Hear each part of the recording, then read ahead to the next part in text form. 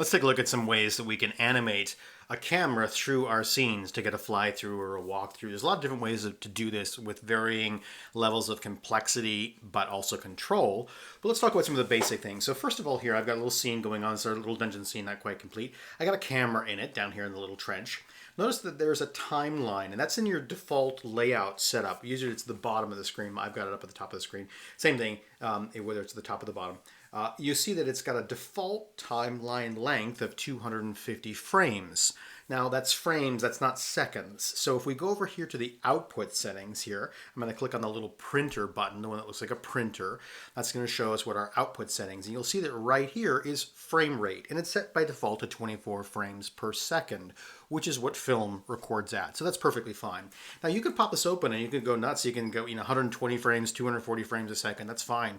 But don't think like, oh, it's going to be so super sharp if I do that. It's just going to be like more keyframes. So if you go up here to 240, you're 10 times, it's going to take 10 times longer to render because it's going to render 24 frames per second up over here or 240 frames per second. So it's literally 10 times longer. So just leave it to the default settings. It's fine. You can also change the length of your scene right here just by typing in a different number. And you can also come over here and type in a different number just right in there. Either one of those will shorten or lengthen the amount of your clip.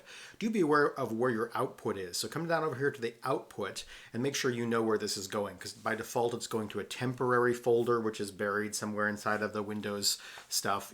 Put this on your desktop, make a folder someplace and tell it to go to that folder. It'll save you hunting around for it. Now if you're going to put this as a video just for class or just to email to a friend or whatever, you're not going to do anything else with it, do the FFmpeg video is the easiest way to do that. Just set it there and you'll be fine.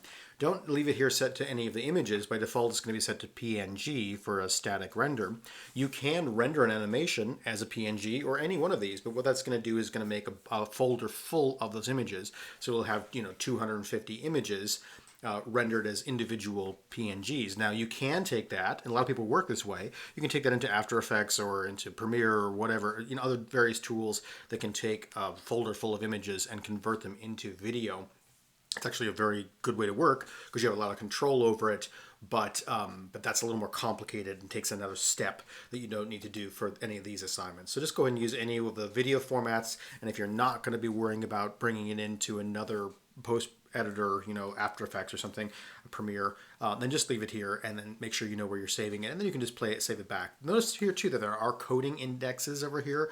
So I typically use this one if I am editing things in Premiere. That one seems to work really well, and it also records the audio very well on my system. So if you have audio, just be aware of those settings. Also remember that there's camera settings. If you select the camera in the scene, you're going to get this little green button over here, this little camera button. And that's going to allow you to change some things about your camera. By default we're in perspective, but you could make it orthographic if you want like a side scroller kind of look to it. You can even do panoramic in here, but just leave it as perspective. I have changed the focal length here from 50 millimeter by default to 30 millimeter, and that's just giving me a little bit more width here. So I'm going to come over here and click on this little button, or click on the 0 key on your full-size keyboard. You can also go to View and Camera and select camera or whatever. These are extra steps here. Either clicking that little button or hitting the 0 key are by far easier to do for that. So here's the view through my camera, this little orange box here. You can hit the Home key on your keyboard and fill your viewport with that camera view, but you can also do this little trick here as well. If you find the viewport display on your camera, again, you have to have your camera selected, and you need to be in object mode to do this. You can't be inside of another object and do this. You have to be in object mode, select your camera, and then you'll get this little green button. And then come down over here to viewport display, and if you put on Passport 2 here, you can then change the area around your image. And I usually have mine set to 0.9, which is like 90% dark. I can still kind of see around it, but it's nicely shaded. I can totally see what my camera is doing. And if you're zoomed way out here, this is a very different look than what's actually going on through your screen.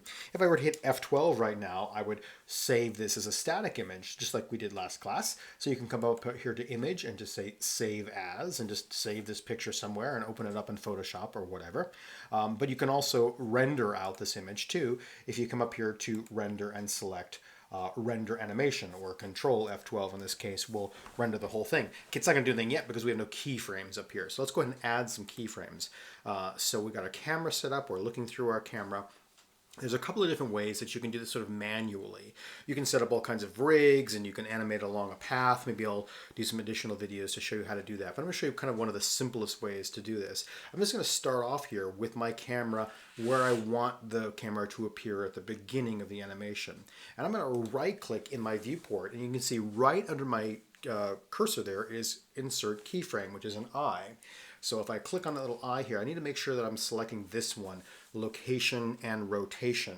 If you want to, you don't need to worry about scale in this because the scale doesn't really matter for a camera. But if you only do the location, then where the camera is looking isn't going to be saved. And if you only do rotation, then it's only going to save where the camera is looking, but not where it is. So you want both location and rotation. But when I do that, as soon as I do that, notice up in here in the timeline that there's a new little gold diamond there, and you're only going to see this if I select the floor over here. If I select something else, it disappeared because my floor isn't animated. I don't have any keyframes for my floor. I only have a keyframe on my camera. I could create, a cube in here that like rolls over and falls into the pit here as the camera is going over it, and that would have its own set of keyframes. So you can have each object in the scene can have a keyframe, and notice too that anything in the details panel over here that has one of these little buttons on that can be keyframed. So example, I could change my focal length, halfway through the animation if I wanted to. So you can change anything that has one of these little dots over on the side here can be keyframed. But we're going to keep it simple and just worry about moving the position. So I'm going to go ahead and move my keyframe forward to anything. It doesn't matter. Maybe I'll just go up to 24.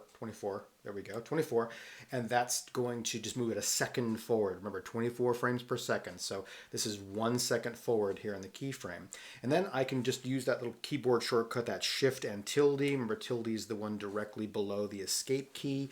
And that's allowing me to look around just by moving my mouse and use the WASD keys to drive forward. And if you look there at the very bottom of the screen there, you can see there's confirm, cancel, forward, backward, whatever. I can't point to it right now because I would move the camera, but there's all of the little keys that will allow you to adjust this. So I'm going to go ahead and click over here, and you'll notice that as soon as I click, I have, oops, I moved out of my camera. I need to insert. I'm not auto keyframing yet. I need to hit the I key and select location and rotation again, and now I have created a new keyframe there. So if I scrub back and forth here, you can see there's the camera moving between those two positions. And how long you want this to take depends on how wide they are. So if I go over here and say I'm going to hit my play button right over here. This is play, reverse, skip to the next keyframe, go to the beginning, go to the end, that kind of thing. We'll talk about this one next over here. So don't click that one just yet. But you have just the regular play buttons, just like you would on a VCR or something like that. A VCR, oh my gosh, a DVD player? I don't know, even that's out of date.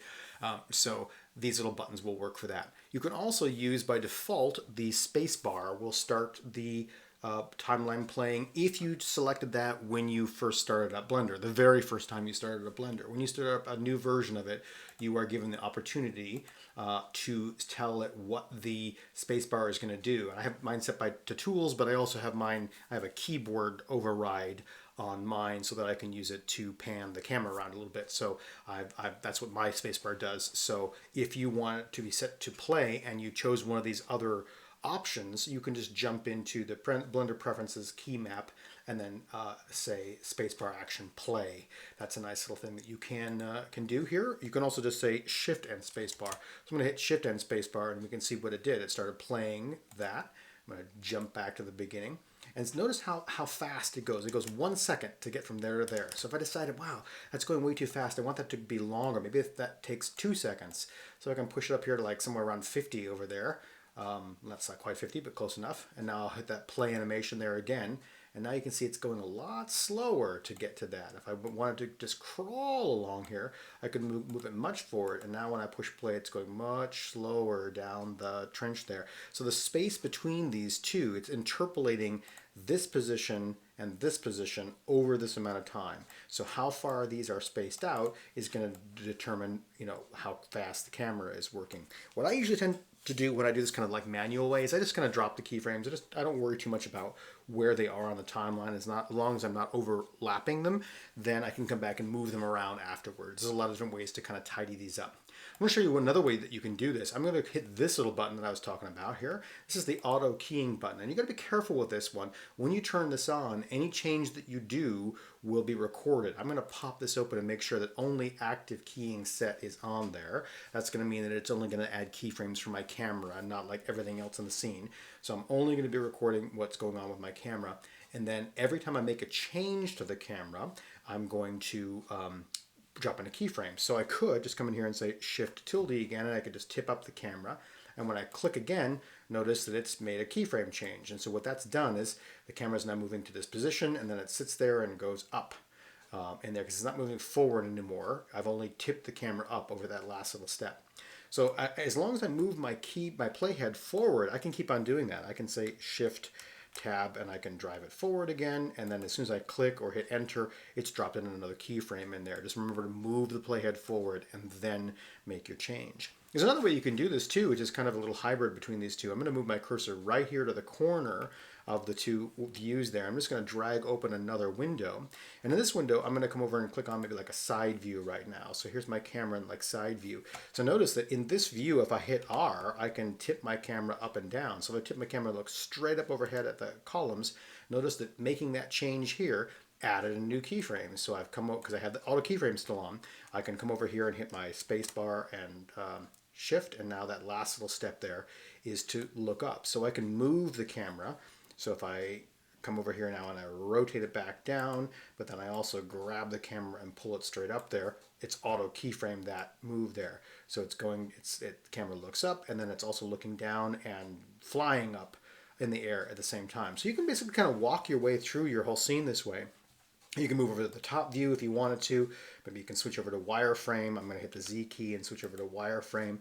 If you want to get along this little ribbon of tools here, hold your middle mouse button down and click and drag, and then you can get over to these things like these little views over here. And I could come over here, maybe move forward again a bit on the timeline. I'll move the camera up over here, and I will, actually I'm going to point it back down again so I can see what we're looking at. So I'm going to point it back down, and now I'm going to also hit the rotate key and look over this way. So I've done all those steps, and it's going to go really fast here.